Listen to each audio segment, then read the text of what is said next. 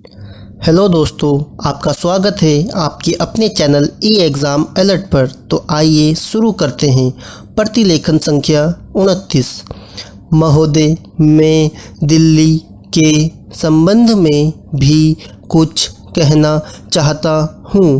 अब दिल्ली चूँकि केंद्र शासित क्षेत्र है और दिल्ली को केंद्र शासित क्षेत्र माना गया है, तो स्वभावतः दिल्ली वालों को यह आशा थी कि केंद्र से शासित होने से यहाँ पर उन्नति होगी और यहाँ के लोगों को कुछ सुविधा मिलेगी, संतोष प्राप्त होगा।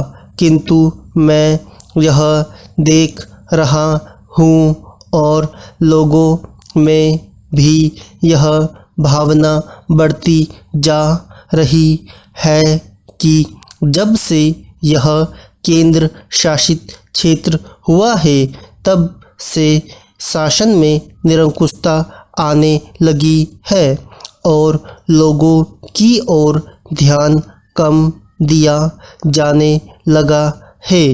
इसलिए मैं यह कहना चाहता हूँ कि दिल्ली प्रशासन के पुनर्गठन के ऊपर पुनः जोर दिया जाना चाहिए और हो सके तो उसके लिए एक समिति बैठा दी जाए और उसके लिए सोचा जाए कि दिल्ली का प्रशासन किस तरह का होना चाहिए।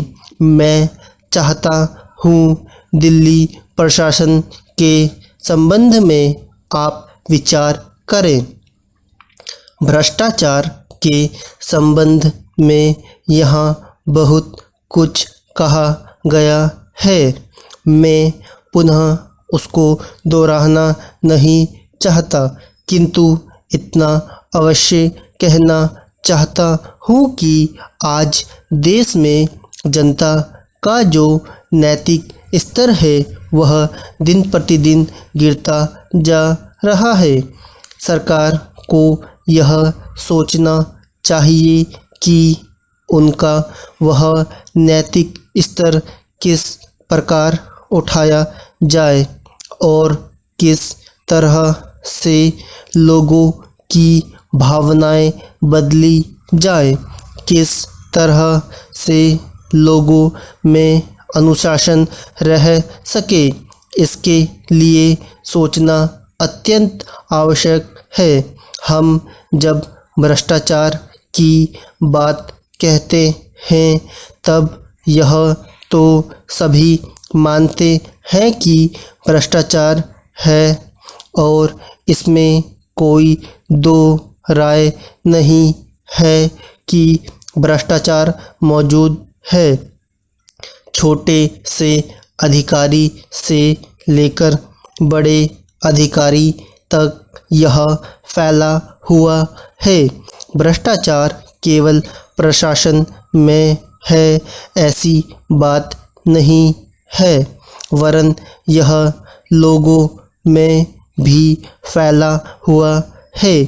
जब करों की अदायगी का प्रश्न आता है तब लोग दो दो खाते बना लेते हैं और आयकर की चोरी करने का प्रयत्न करते हैं और कर से बचने के लिए भ्रष्टाचार करते हैं। जैसे बगैर दोनों हाथ के ताली नहीं बज सकती, ठीक वही बात भ्रष्टाचार के संबंध में लागू होती है।